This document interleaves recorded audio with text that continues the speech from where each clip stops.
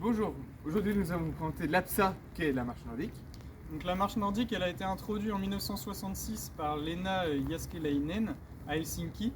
Et c'est une marche qui promeut l'utilisation donc, de bâtons de ski.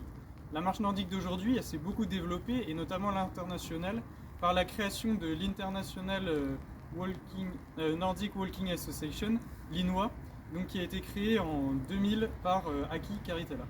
Et du coup, il faut tout d'abord la différencier de la marche simple. Comparé à la marche nordique promue du coup une marche avec des bâtons qui offre du coup une marche en quadruplé en 4 appuis.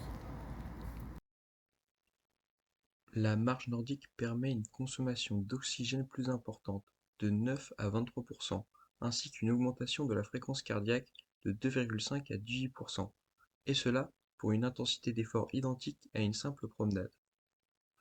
Au niveau du développement de la santé globale, cet APSA contribue à l'amélioration des capacités cardiovasculaires en travaillant la filière aérobie, au renforcement musculaire global avec l'engagement des bras avec les bâtons en plus des jambes.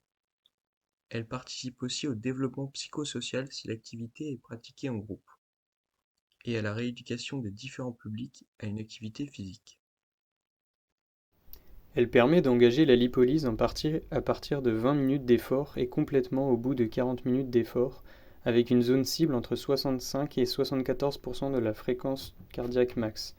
Ça permet l'élimination des lipides, donc des masses graisseuses, qui permet de prévenir le diabète, l'obésité ou la sédentarisation, donc la lutte contre l'hypertension artérielle.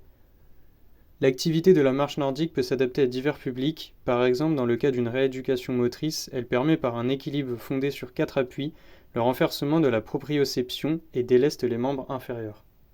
Pour le cas d'une rééducation cardiovasculaire et cardiopulmonaire de personnes atteintes de BPCO, elle permet une intensité progressive d'effort, étant considérée comme une activité d'aérobie modérée, mais aussi une ouverture naturelle de la cage thoracique par l'action de propulsion des bâtons, facilitant du coup la respiration des pratiquants et donc une faible perception de l'effort.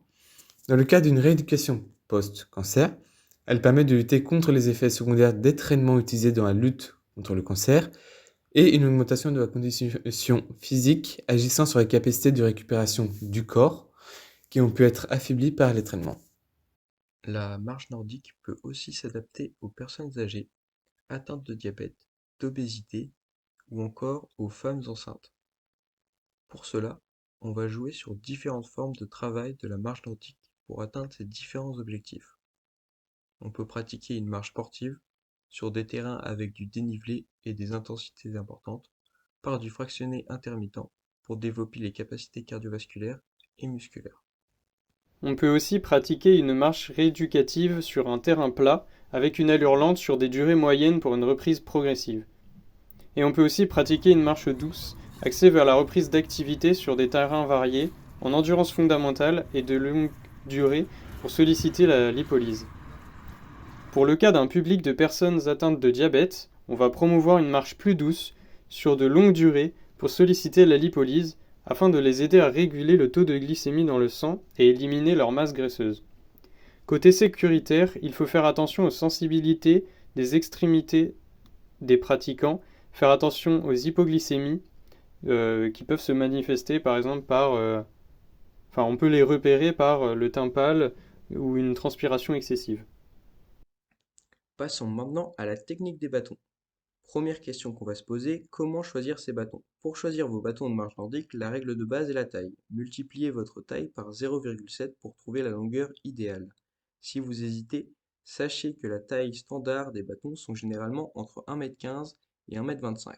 Un moyen simple de vérifier si la taille est adaptée consiste à tenir le bâton en main, pointe posée au sol. Vos coudes doivent former un angle droit de 90 degrés avec les bras et les bâtons. La marche nordique repose sur un mouvement croisé. Lorsque vous avancez la jambe droite, le bras gauche équipé du bâton accompagne ce mouvement, et inversement, la jambe gauche se coordonne avec le bras droit. Les bâtons ne sont pas simplement décoratifs, ils doivent être plantés légèrement en arrière, près du pied opposé, sous le centre de gravité, pour offrir une bonne propulsion. Pour planter le bâton efficacement, la main doit se fermer sur la poignée au moment du contact au sol.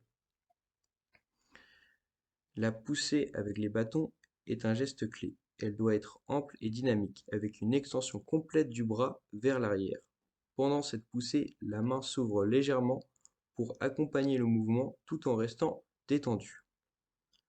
Le déroulé du pied suit une logique précise. On commence par poser le talon, on déroule le pied sur la voûte plantaire, puis on termine par une poussée avec les orteils. Pour adopter une posture optimale, le corps doit être légèrement incliné vers l'avant et les bras restent tendus, sans verrouiller les coudes pour maximiser la propulsion. Regardez loin devant vous pour garder une posture droite et relâchée. Une bonne tonicité du centre du corps est essentielle pour stabiliser le mouvement et améliorer l'efficacité. Pour conclure, la marche nordique est donc une activité physique adaptable à une grande diversité de publics qui permet du coup le développement de la santé globale de ses pratiquants en jouant sur l'intensité, la durée et le milieu de la pratique en fonction des objectifs visés. On espère donc que cette vidéo a pu vous faire découvrir ce qu'était la marche nordique et tout s'est bien fait.